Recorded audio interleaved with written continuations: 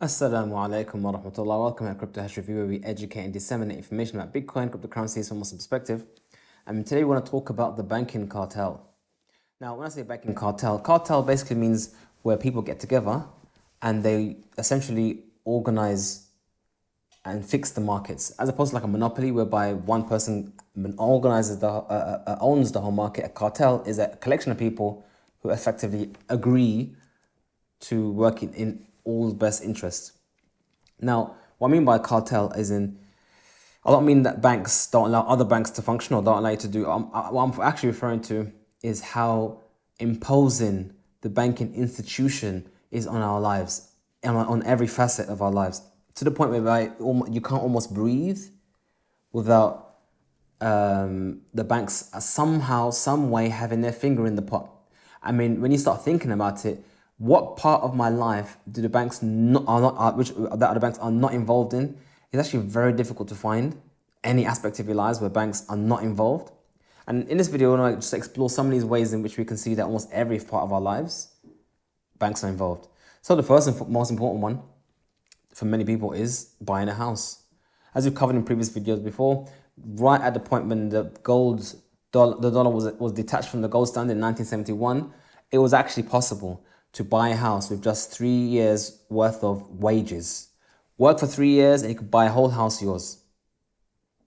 Whereas now we're looking at an excess of 10 to 15 years of just pure work and not even spending any money, not even rent anything, just to be able to pay for a house, most likely 30 to 40 years if you want to have a really elongated mortgage.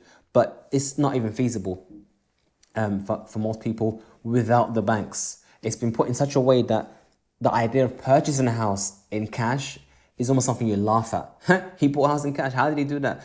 What criminal activities was he doing to earn that amount of cash? I mean, that's the assumption now, because that is becoming the case. And that's how, number one, from the very fundamental part of housing, banks are now involved in every part of the way through financing. And then from next step down, I would put in this category buying a brand new car. Now, buying a car. People buy cars all the time. They save up and they get a few money and they buy a car. But generally speaking, in two ways, banks are involved. Number one, car prices or brand new car prices are usually so high that somehow there's a finance involved, a loan. But you go to the bank, they finance it, or go to a finance institution. It doesn't have to be a bank, but someone who provides loans, the same kind of thing. They're all part of the same organization. And then they give you a loan and you're able to buy a car. And even if you have money to actually purchase a car outright, it's actually not allowed to buy the car more than £5,000 in cash. It's actually illegal to use actual money to buy a car over a certain amount of money. You have to go through the banks. Think about that. Just think about that for one moment. I can't actually buy a car over £5,000 without the bank being involved. As in, if I try to do it in cash, the car dealership can't even take the money. They're not allowed to.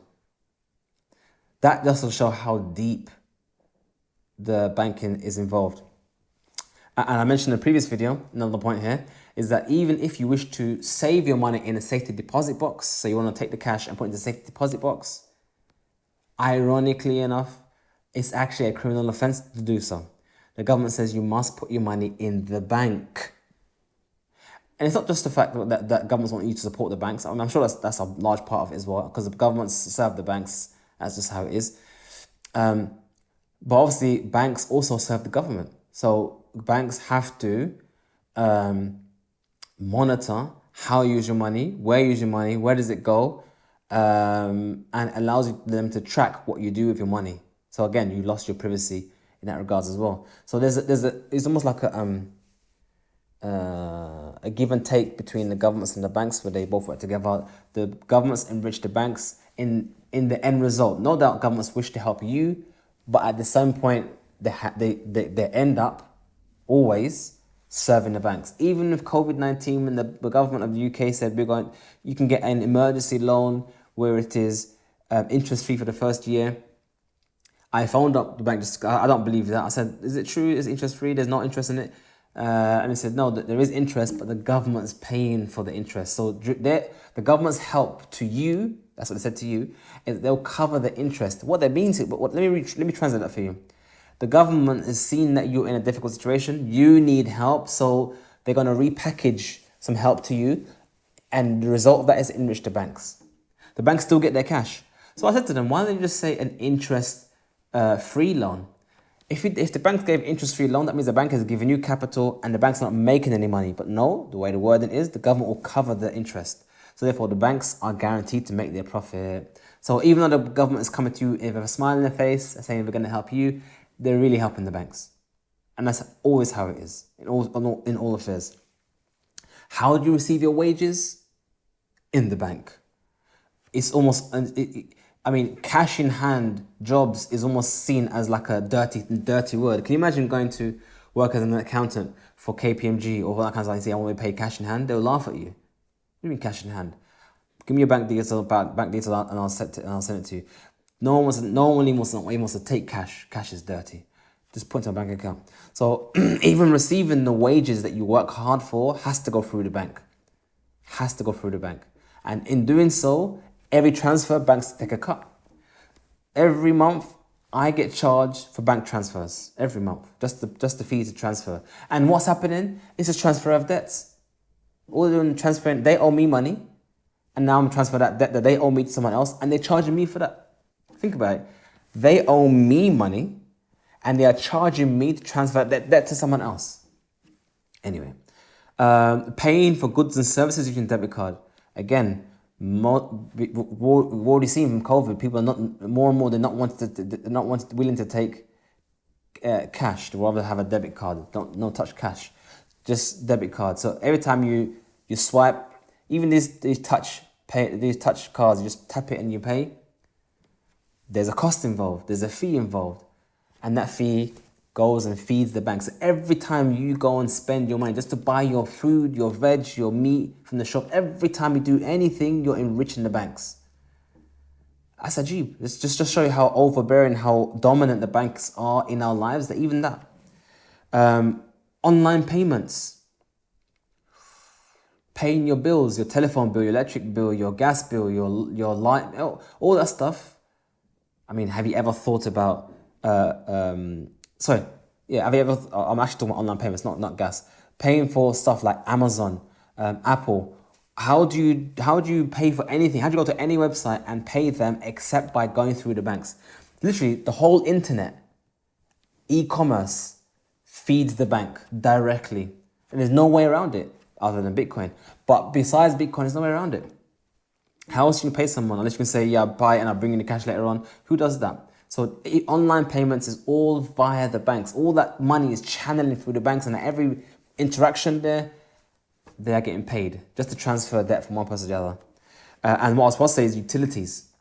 Paying your electricity bill, your light bill, your gas bill, your whatever you're paying. Again, through the banks. And this one's even more ironic and almost painful. For example, if you're one of those unfortunate people who have a key, like you have the key, so you can't pay them directly, you top up money on the key, so it's prepaid, yeah? Which should be fine, just like you have a prepaid phone, you have a prepaid electric, a prepaid gas, you put it on the card. And did you know that if you go to the shop to put money on that card, there's a fee? Shopkeepers usually charge a fee. But do you know why they charge a fee? Because to deposit that cash into the bank charges them. So they're just passing on the cost to you. So that 1% that they're charging you just to top up your thing with cash is because of the fees that they have to pay. So it's actually a headache to pay for your bills. And what ends up happening, ironically, if you are unfortunate enough to not being able to keep up with your payments and they install a prepaid system in your house, you end up paying more for your electricity and your gas than if you had paid via the banks. There's always that incentive to go to the banks because it's cheaper. Get a mortgage because it's cheaper. Get a thing because it's cheaper. Do this stuff because it's better. There's always that incentive to give your money towards the banks. Basically, all that we're doing, we're enriching the banks. It's sad as it is, but that is the reality. Except with Bitcoin. With Bitcoin, we can break those shackles. With Bitcoin, we can bypass the banks entirely. I can pay pay for things online directly with Bitcoin. I can do my shopping directly in Bitcoin, and none of that goes towards the banks. If anything, network fees goes towards the miners who actually do work to maintain the system, as opposed to bankers who all they do is issue loans and get interest on that loan. We hope you find this video beneficial and useful. Like this video, subscribe to our channel, and check out our website. We have lots of material there, articles and products might interest you. Book a call if you want to have a chat with us. And may Allah give you plenty Bitcoin. Assalamu alaikum wa rahmatullah.